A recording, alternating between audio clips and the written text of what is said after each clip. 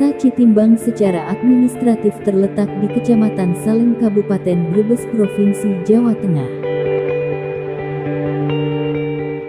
Dan secara geografis Desa Citimbang berada di sebelah timur Desa Gunung Sugih dan di sebelah barat Kecamatan Bantarkawo.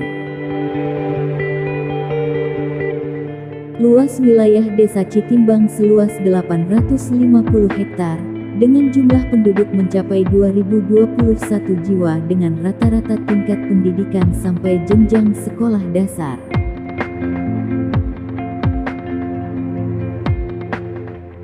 Pekerjaan warga Desa Citimbang meliputi pedagang, buruh, bidan dan sebagian besar menjadi petani.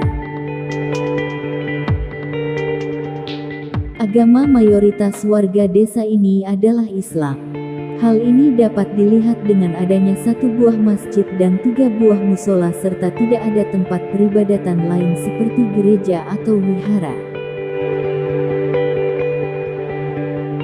Desa Citimbang didukung dengan fasilitas pendidikan yang ada yaitu 2 buah PAUD, 1 buah madrasah diniyah, 1 sekolah dasar, dan 1 SMP.